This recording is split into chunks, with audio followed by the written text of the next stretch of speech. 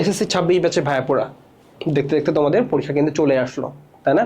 তোমাদের 21 তারিখ থেকে এই বিশাল কর্মযজ্ঞ অর্থাৎ এই বিশাল পাবলিক পরীক্ষাটা শুরু হচ্ছে। আচ্ছা, আমাকে একটু বলো তো, তোমাদের কি এখন সেরকম মনে হচ্ছে না যে আমরা এতদিন ধরে এত পড়াশোনা করলাম, এত প্রিপারেশন নিলাম, টেস্ট পেপার সলভ করছি, প্র্যাকটিস করছি, কত কিছু করছি, কিন্তু এখন এসে তোমার কি মনে হচ্ছে না যে তুমি সবকিছু কেমন ভুলে ভুলে যাচ্ছ, তোমার মনে পড়ছে না? তুমি কি এইটা ভাবে প্যানিক করছো যে পরীক্ষা হলেও যে যদি আমার এরকম হয় যে আমার যদি মনে না পড়ে তখন আমি কি করব? তোমার যদি এই ভয়টা কাজ করে, তুমি শান্ত হয়ে বসে আমার কথা শোনো। প্যানিক করার কিছুই নাই। এটা খালি তোমার সাথে না, সবার ক্ষেত্রেই ঘটে। এমনকি যারা পরীক্ষায় টপ করে, যারা পরীক্ষায় সর্বোচ্চ নাম্বার পাবে, টপ করবে, তাদের ক্ষেত্রেও কিন্তু এই বিষয়টা ঘটে। তুমি একমাত্র এক্সেপশনাল না, সবার ক্ষেত্রে মোটামুটি এই বিষয়টা ঘটে। আর এই বিষয়টা সাইকোলজিক্যাল ভাষায় বলা হচ্ছে দ্য ব্ল্যাঙ্ক মাইন্ড সিনড্রোম। বুঝছো?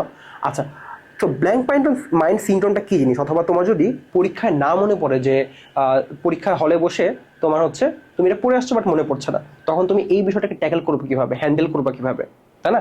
আচ্ছা ঠিক আছে, প্রথমে আমরা জেনে নিই কেন ঘটে আসলে ব্ল্যাঙ্ক মাইন্ড সিনড্রোমটা, কী কী ঘটে এখানে। আচ্ছা, সো তুমি যখন পরীক্ষা হলে বসে তুমি প্রশ্নপত্র হাতে নিলা, হাতে নিয়ে দেখলা যে তুমি প্রথম প্রশ্নটা দেখলা যে বেশ কঠিন প্রশ্ন আসছে, কঠিন প্রশ্নের উত্তরটা তোমার মাথায় আসছে না, তখন তোমার ব্রেন না প্যানিক মোডে চলে যায়। বুঝছো? প্যানিক মোডে চলে যায় এবং সে টেম্পোরারিলি শাটডাউন নিয়ে নেয়। মানে তখন তোমার কিছুই মনে পড়বে না, সব কিছু ব্ল্যাঙ্ক মনে হবে, যে তোমার মাথায় আসলে কিচ্ছুই নাই, কিছুই মনে পড়ছে না। আর তখন তোমার ব্রেন এটাকে আসলে থ্রেট হিসেবে নেবে। থ্রেট হিসেবে নিলে কী হবে, তখন সে প্রপারলি কাজ করবে না। তোমাদের ওই যে মাঝে মাঝে ফোন, ল্যাপটপ এগুলো হচ্ছে হ্যাং হয়ে যায় না, তখন টেম্পোরারিলি তোমার আসলে ব্রেনটা হ্যাং হয়ে গেছে। ঠিক আছে? আচ্ছা, তাহলে এখন এই উপায় থেকে আসলে কীভাবে উতরাতে হবে, তাই না? তুমি তো এভাবে বসে থাকলে তো হবে না, এরকম ভয় পেয়ে, এরকম হাত পা কাঁপছে তোমার, তোমার ব্রেন ব্ল্যাঙ্ক হয়ে আছে, এরকম তো থাকা যাবে না পরীক্ষা হলে, তাই না? এই অবস্থা থেকে তো উতরাতে হবে। উতরে দিয়ে তোমার তো পরীক্ষাটা এত প্রিপারেশন নিছো, এত কষ্ট করছো, এত পরিশ্রম করছো, এটা তো তোমার তো খাতে বহিঃপ্রকাশটা করে আসতে হবে। তাহলে কি করা লাগবে তোমার? এই কারণে তোমাদের একটা ট্রিক বলে দিচ্ছি, যেটা করলে ইনশাল্লাহ তোমরা এই অবস্থা থেকে উতরে যেতে পারবে পরীক্ষা হলে। সেটা কি? সেটা হচ্ছে দ্য 60 সেকেন্ড রিসেট। বুঝছি? সো তোমাকে নিজে কি করতে হবে, নিজেকে হচ্ছে জাস্ট একটু শান্ত করতে হবে। তোমাকে ব্রেনকে বোঝাতে হবে যে ভাই, এটা জাস্ট একটা পরীক্ষা, এসএসসি পরীক্ষা, কোনো বাঘ ভাল্লুক না। আমার এসএসসি পরীক্ষা জাস্ট একটা জীবনে একটা কি, একটা হচ্ছে মোড় অথবা একটা পার্ট। এটাকে এত বড় করে কিছু দেখার কিছু নাই। ব্রেন শান্ত হ, তুই ভাই শান্ত হ। এটা ব্রেনকে বোঝাতে হবে, ব্রেনকে শান্ত করতে হবে, ওই প্যানিক মোডটা থেকে বের করে আনতে হবে। তাহলে কি করতে হবে? প্রথমে যে কাজটা করতে হবে সেটা হচ্ছে দ্য ফিজিক্যাল রিসেট। আচ্ছা, তো কি করতে হবে? তুমি যে কাজটা করবা সেটা হচ্ছে, তুমি পানি বোতল নিয়ে গেছো অথবা স্যালাইন অথবা গ্লুকোজ, তুমি যেটাই নিয়ে যাও না কেন, তুমি কি করবা? তুমি সেখান থেকে এক ঢোক পানি খাবা, অথবা তোমার যেটুকু প্রয়োজন তুমি যেটুকু পানি খেলা। এবার তুমি কি করবা? প্রশ্নপত্রটা উল্টায় রাখবা। ঠিকই শুনছো, আমি ঠিকই বলছি, প্রশ্নপত্র উল্টায় রাখবা এবং পানি খাবা। এরপরে কি করবা? এরপর তুমি হচ্ছে ব্রিদিং করতে হবে তোমাকে, শ্বাস প্রশ্বাস ঠিক করতে হবে নিজেকে, তোমার ব্রেইনের কার্যক্ষমতা ফিরে আনতে হবে, তোমার হচ্ছে হার্টটাকে শান্ত করতে হবে, তোমার নিজেকে শান্ত করতে হবে। তখন কি করতে হবে? তোমাকে ব্রিদিং করতে হবে। ব্রিদিংটা কেমন? তুমি হচ্ছে শান্ত হয়ে বসবা, তোমার প্রশ্নপত্র উল্টানো আছে, তুমি পানি খেলা, এরপর শান্ত হয়ে বসে তুমি একটা দীর্ঘ নিঃশ্বাস নিলা। ঠিক আছে? একটা দীর্ঘ নিঃশ্বাস নিবা।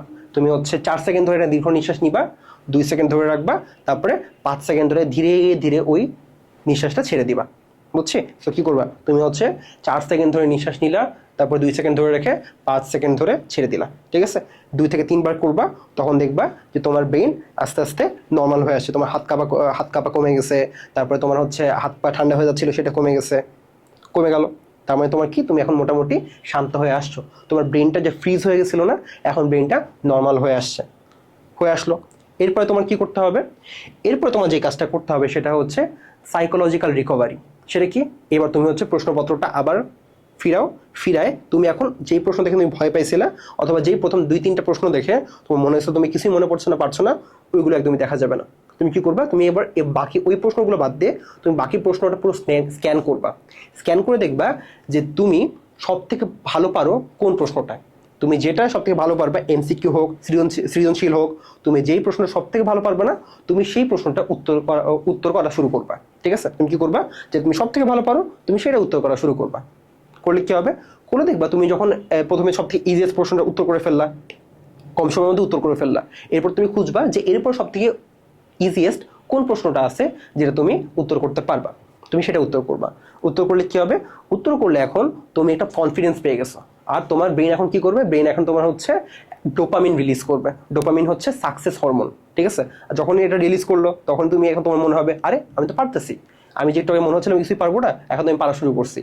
যখনই তুমি এই ফ্লোতে চলে আসলে না, তুমি প্রথমে একটা ইজি প্রশ্ন সলভ করছো, তারপর তুমি আরেকটা ইজি প্রশ্ন সলভ করছো, ইভেন তুমি অনেক কম সময়ের মধ্যে সলভ করে ফেলতেছো, তখন তোমার এই যে ডোপামিন রিলিজ হয়ে গেল। এখন তোমার মনে হবে যে যাক আলহামদুলিল্লাহ আমি হচ্ছে প্রশ্ন সলভ করতে পারতেছি, আমি ফ্লোতে চলে আসছি, এখন ইনশাল্লাহ আমি বাকিগুলো সলভ করে যেতে পারবো। তখন তুমি খেয়াল করবা, তুমি যখন ফ্লোতে চলে আসছো না, তুমি আগে যেগুলো তোমার কঠিন প্রশ্ন মনে হচ্ছিল, তোমার একদম ব্ল্যাঙ্ক ব্রেন পুরো ব্ল্যাঙ্ক হয়ে গেছিল, কাজ করতেছিল না, হ্যাং হয়ে গেছিল, এখন তুমি প্রশ্ন তাকায় দেখো, তোমার মনে হবে যে তুমি ওইগুলোর উত্তর এখন করতে পারবা। বুঝছি? তো কি করতে হবে? সো থার্ড স্টেপটা হচ্ছে কনফিডেন্স। কনফিডেন্স কি? তুমি যখন হচ্ছে প্রথম ইজিয়েস্ট প্রশ্নটা সলভ করে ফেলছো, তারপর আরেকটা প্রশ্ন সলভ করছো, তারপর আরেকটা প্রশ্ন সলভ করছো, ইজি প্রশ্নগুলো সলভ করে ফেলছো, তুমি একটা কনফিডেন্স পেয়ে যাবা। তোমার ব্রেন ডোপামিন রিলিজ করবে, তোমাকে বলবে যে তুই পারতেছিস, তুই পারতেছিস, এখন তুই এই ফ্লোতে করতে থাক।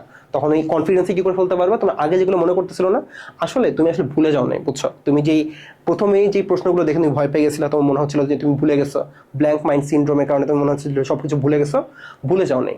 আসলে হয়েছিল তোমার ব্রেইন কিছুক্ষণের জন্য ব্ল্যাঙ্ক হয়ে গেছিল, কিন্তু তোমার কিন্তু মেমোরিটা আছে। তুমি যে পড়ছো না, তোমার যে পড়া, তুমি যে প্র্যাকটিসটা করে আসছো, তুমি যে হচ্ছে রিভিশনটা করে আসছো, তোমার ওই মেমোরিটা তোমার ব্রেইনে আছে, বাট তখন সেটা কি করছিল না, তখন সেটা হ্যাং হয়েছিল। এখন তোমার যেহেতু কি, তুমি যেহেতু রিকভার করছো, তুমি হচ্ছে ওই অবস্থা থেকে উতরে আসতে পারছো, এখন তোমার ওই জিনিসগুলো খুব সহজে আস্তে আস্তে মনে পড়বে। সো এই হচ্ছে বিষয়। সো কি করতে হবে? সামারিটা কি বল? সামারিটা কি?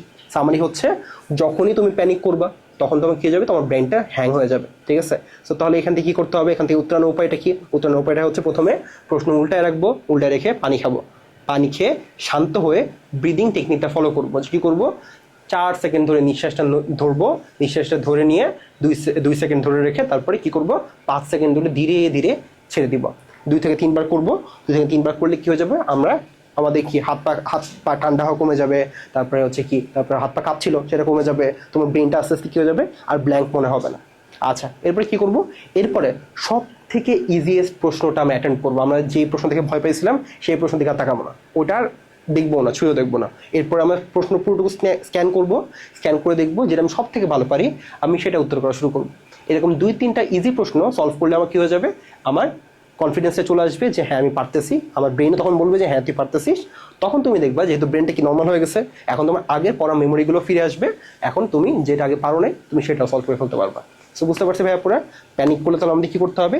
এই স্টেপগুলো ফলো করবো আমরা। এই স্টেপগুলো ফলো করলে আমরা ইনশাল্লাহ আমাদের পরীক্ষাটা আমাদের জন্য সহজ হয়ে যাবে। সো তোমাদের সামনে পরীক্ষা শুরু হচ্ছে, অনেক অনেক শুভকামনা। ভালো করে পরীক্ষা দাও আর ফাটায় দাও। আল্লাহ হাফিজ।